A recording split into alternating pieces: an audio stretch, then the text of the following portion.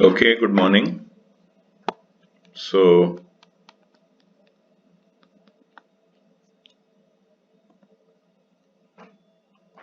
today we are going to continue our study of the 1D maps, and we are today going to study the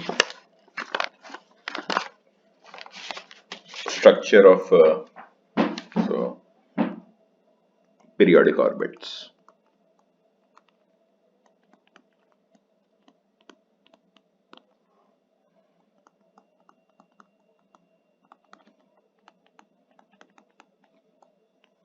And primarily, we are going to be concerned with the maps we have studied, the tent map and the 2x in modulo 1 map, which you also call the map on the circle. So, I have a set of points that lie on a periodic orbit. Well, we can start from 0, p minus 1, and this guy again goes over here. So that happens when any of these, for j equals to 0, 1, any of these p points is a fixed point of the map to the power of p. And then if, so what I mean to say is that if the map is, if these points lie on an orbit of period p, then each of these points is a fixed point of this map. So now I can ask the question, how will the periodic orbit look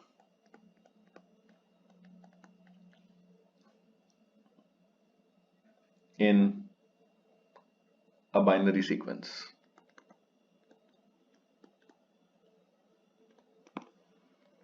So remember, we did this Bernoulli shift map. So where we said that essentially the map is, what does the map do? At every iteration I get a shift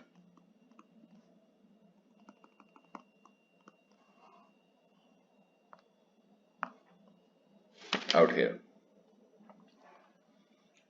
So how will a periodic orbit look like? So consider, well, you can guess it that this pattern should reoccur for the orbit to be periodic. So in the binary representation, any infinite sequence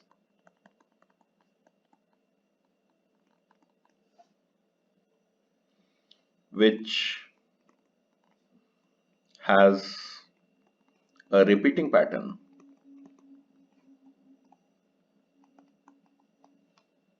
gives us a periodic orbit, or at least gives us the initial conditions of a periodic orbit. So for example, let's say I have x0 as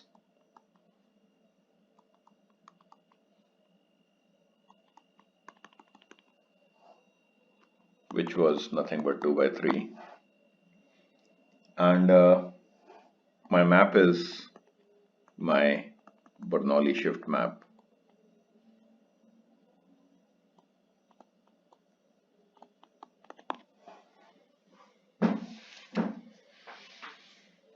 And what does this map do? Well, this map shifts it every time. So I have, notice x2. x2 is again going to be the same as x0.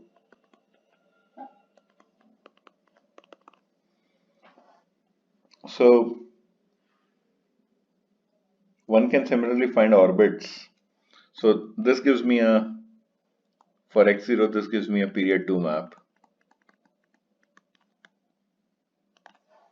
And one can similarly find orbits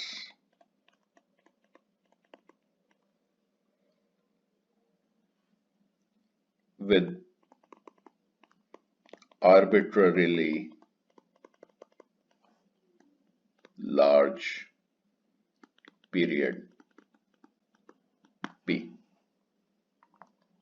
All I need is a sequence which after shifting repeats itself after, let's say, p shifts. And that's going to give me a period p orbit. So we can also ask a different question. We can ask a question. So let's ask a different question. That is, how many different initial conditions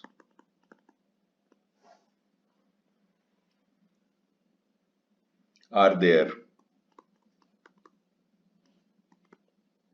that return to themselves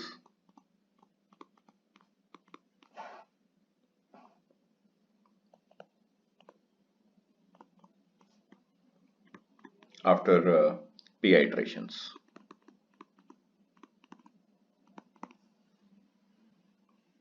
So I have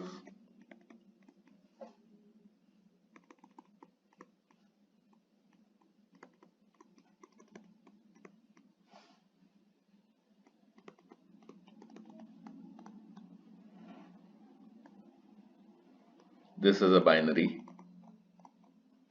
representation.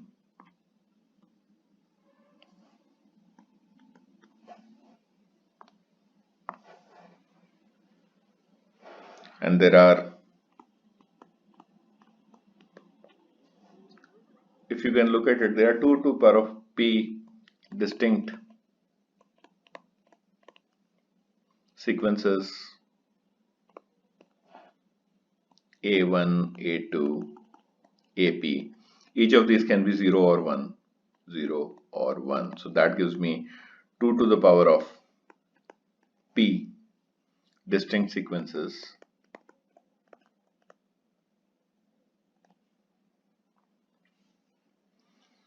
So for, let's say, our map, which was my, I'm drawing the 2xn modulo 1 map. This was 1, this was 1, this was half. So for this map, I have I'll have to subtract 1 because you see both 0 and 1 under 2xn modulo 1 map yield the same answer, which is essentially 0. So I have 2 to the power of p distinct sequences of length p, and 2 of those sequences, 0 and 1, give me the same answer. So I have got 2 to the power of minus 2 to the power of p minus 1 initial conditions, distinct initial conditions,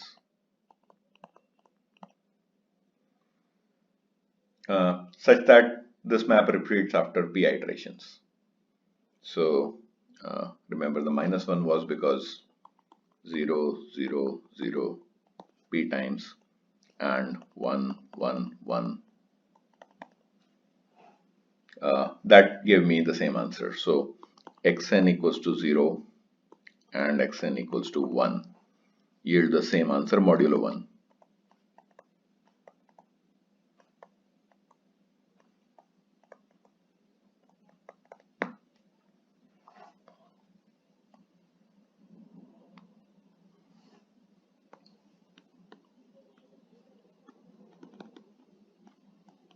yield the same answer. Now,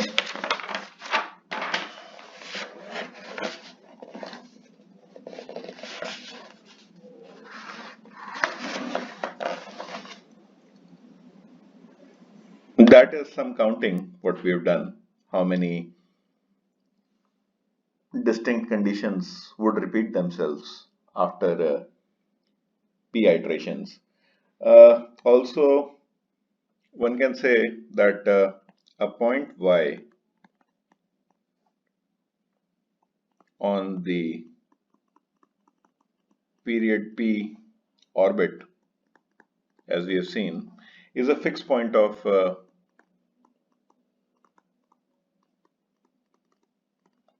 the map MP.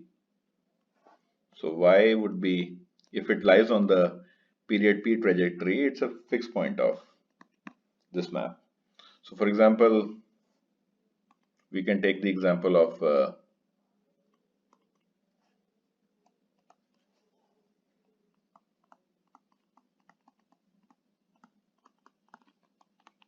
p equals to 2.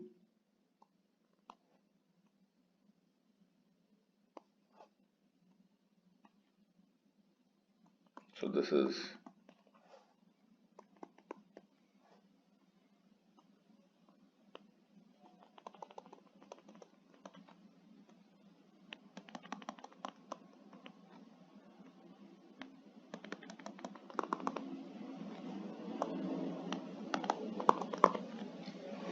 and essentially this is the map M2, and this intersection, this is essentially the line x equals to y line. This intersection, this would be at 1 by 3, this would be at 2 by 3. This essentially gives me the fixed points of this map. So all these points would repeat in the original map after 2 iterations.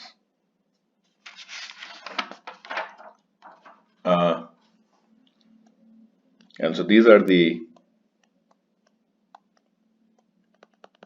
fixed points of M2. So one can ask the question, namely,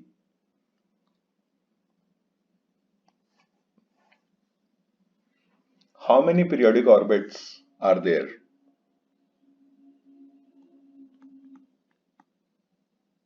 How many periodic orbits are there of period 4?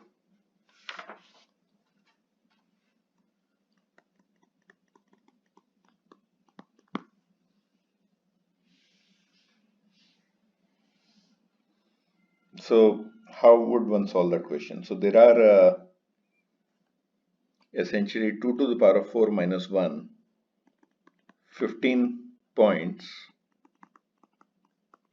that repeat after 4 iterations. Remember y minus 1 because 0 and 1 essentially yield the same answer. So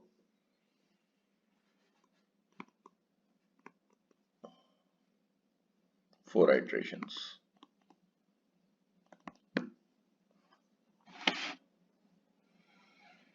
Out of which 0 is a period 1 point.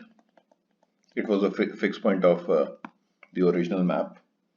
1 by 3 and 2 by 3, as we have seen, this guy and this guy, are period 2. Essentially, they were the fixed points of M2. So I am now left with 12 points. So we have 12 points remaining that are not of period 1 and period 2 but exclusively period 4 points. So they belong on period 4. So essentially there are 3 period 4 orbits. I just divide the total number of distinct points on different period 4 orbits by uh, the length of the orbit. I get 3 period 4 orbits. That is when I was able to take all the points that repeat, distinct points, all the distinct points that repeat after 4 iterations, and then I ruled out the period 1 and the period 2 points that gave me 12 points, and I get 3 period 4 orbits. Similarly, we can consider the 10th map.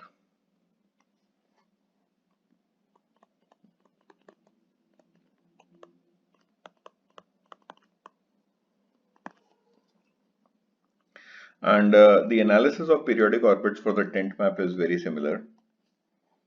So I have the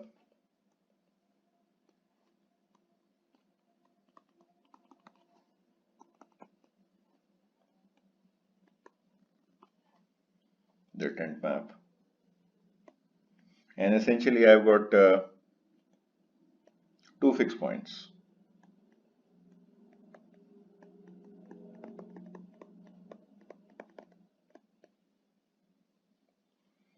And how many fixed points I would have of the 10th map applied p times. So I have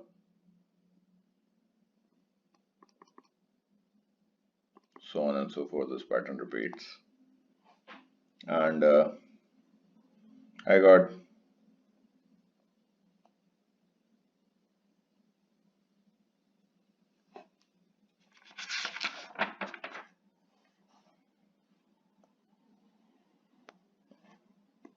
all these points. So I have, if you can check it, I'll have, so this is m to the power of p for the 10th map. I get 2 to the power of p fixed points for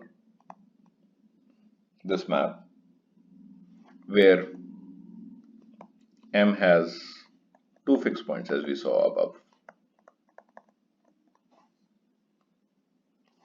This guy.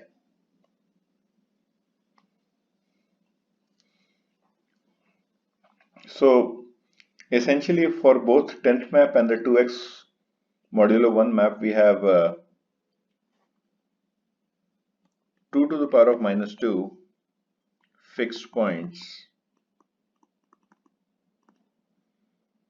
of the pth map applied p times that are not fixed points of the original map. So out here I had 2 to the power of p fixed points, out of which 2 were of the initial map. So I had 2.2 to the power of p minus 2. And the same analysis was for 2 to the power of, for the 2x1 modulo map. I started with 2 to the power of p minus 1 distinct conditions, and I had to rule out the 0, which was a fixed point. So I was left after this step with 2 to the power of p minus 2 points, which were the fixed points of m to the power of p, a map applied to the power of p, which were not the fixed points of the original map.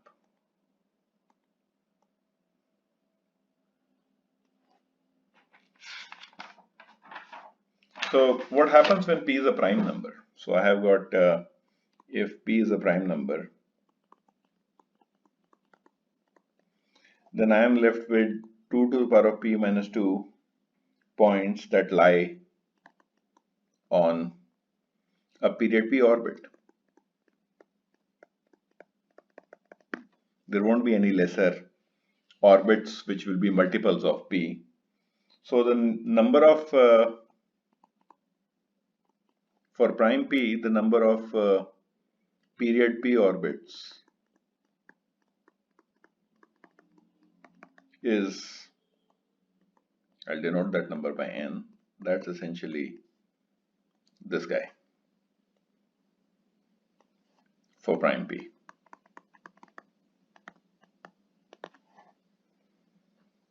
And as you can see, this number just grows very fast. N11 comes out to be 186, and 17 comes out to be 7,000 something.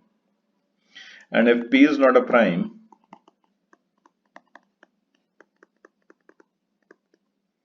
then I have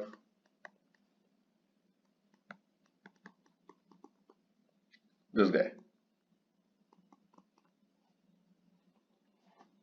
And for large P, you can see, I mean, it would be more difficult to calculate the number of orbits if P is not a prime. We'll have to rule out, in the case, for example, a period 4 orbit, we had to rule out the points which are on a period 2 orbit, so on and so forth. But roughly for large P, this turns out to be a good approximation that this is order of 2 to the power of P divided by T with some corrections,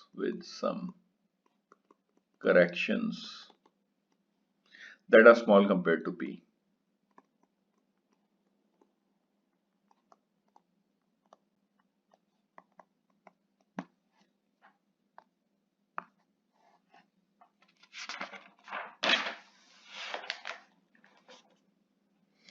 Of course, I have all these wonderful. So you can see that for dynamical systems like the tent map or the 2xn modulo 1 map, the map on the circle, the higher I go, I will find more and more orbits of that number. So, an orbit which has 11 points, I'll have around 186. I'll have 186 orbits like that. But as I increase the number, I'm looking for longer periodic orbits. That number multiplies a lot. Of course, we've already studied that. We can study the stability of these guys, stability of the orbits.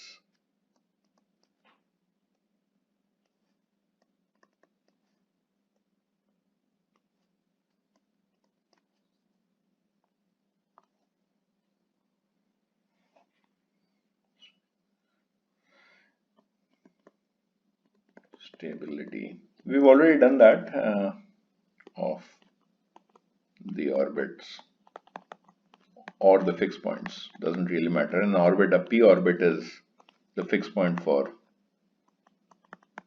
this map.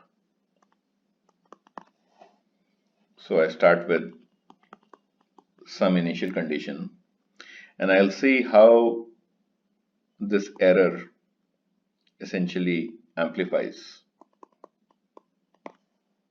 as I am on the orbit, on the pth orbit. So I essentially iterate this initial condition and what do I get? I get linearizing it. I get the first derivative as this guy, and that essentially is xp plus the error, how much the error has grown in it. Since this guy cancels out with this guy, as I had xp was nothing but, since both these points were on the periodic orbit. So what do we get? We get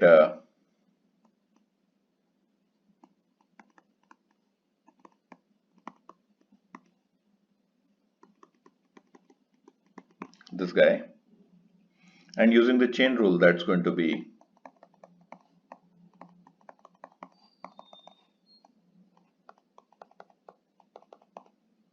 this guy. So that's how one can talk about the stability of the periodic orbit. How much of the error, initial error, is amplifying after p such iterations on the orbit.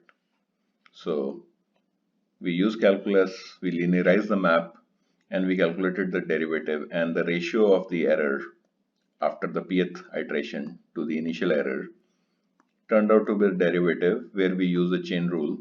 We got this expression, and as you can see, for both the 10th map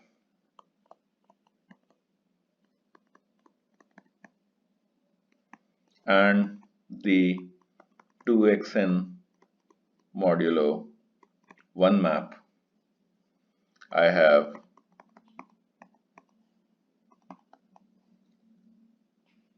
this as 2 for all x.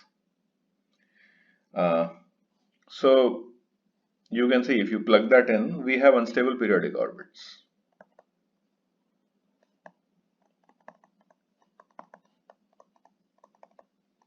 As this derivative is greater than 1.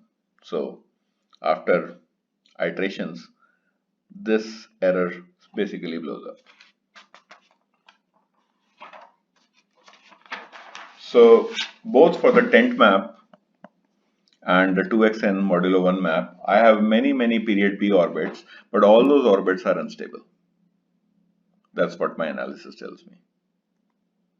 Of course, we saw in the case of logistics map, we saw both the periodic orbits which were stable, and then they lose stability, and then I have a period doubling, then those orbits become stable, so on and so forth. But in this case of the 10th map and the map on the circle, I have unstable periodic orbits.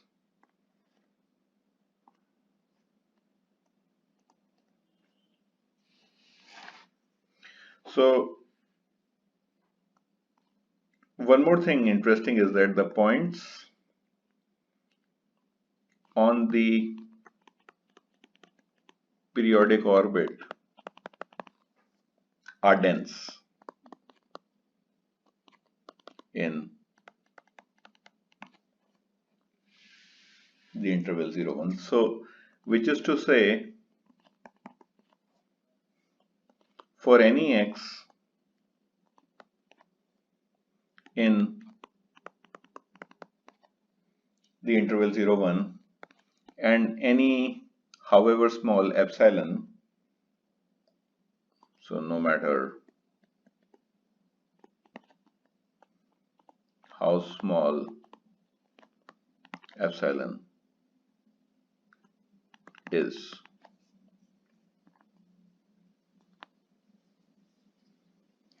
there is at least one point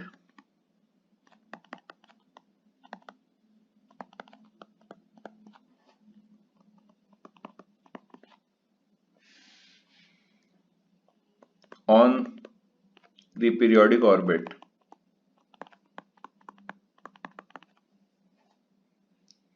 in this interval. So there is always a periodic orbit in the neighborhood of any point you've chosen. And intuitively, how do we show that? Well, you take a map iterated large enough. Let's say we're exploring the mth orbit. So either I deal with a periodic orbit of size m or the fixed points of the map. This is the same thing. So I have so many iterates, and this was as 2 to the power minus m. And you can see that there is a fixed point really very close in the neighborhood. So in the interval, this interval, there will be one intersection of the line. This is the line x equals to y from where I was trying to find the fixed point. So this was, I can say, n plus m xn. So in this interval, there will be one intersection with this line.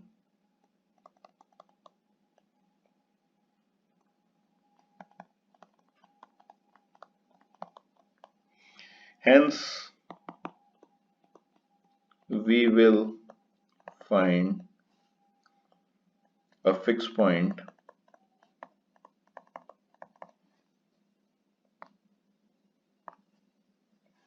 of this guy, and hence a period M orbit.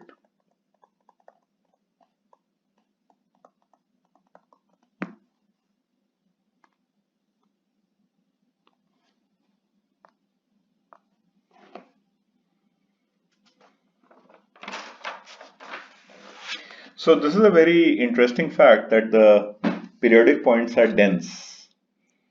Uh, Graphically, we can also conclude that the periodic points are countably infinite.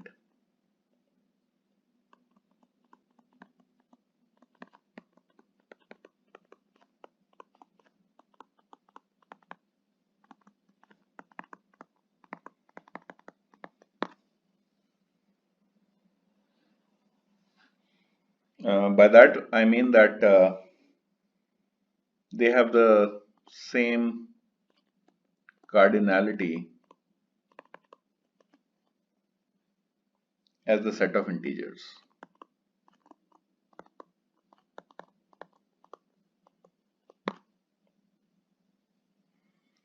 So think about it. How are you going to convince yourself that indeed these periodic points are have the same, I mean, they are infinity, but they are countable infinity. How are you going to show that? I'll leave that as an exercise. But the interesting part is, if you notice that the set of all points in 0, 1 interval is uncountable infinity.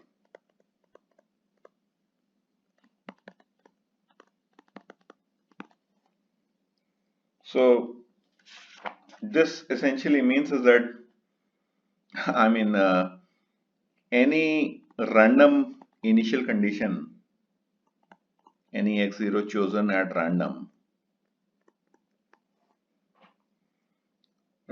by means by a uniform probability distribution,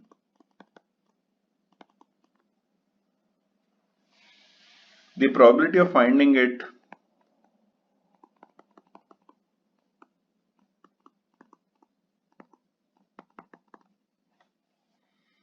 on a periodic orbit is 0.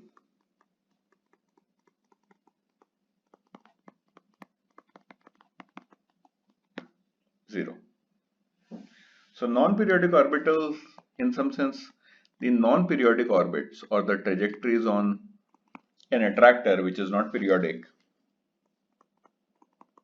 are typical. These are probability terms, which essentially means is that with a very, very, very high likelihood of probability 1, if I pick up a point, it is going to be on a non-periodic trajectory on the tent map or the 2xn modulo 1 map. The probability that it lies on a periodic orbit is actually very, I mean, it's 0. It's measure 0 set, even though they are still countable infinity of them. Thank you.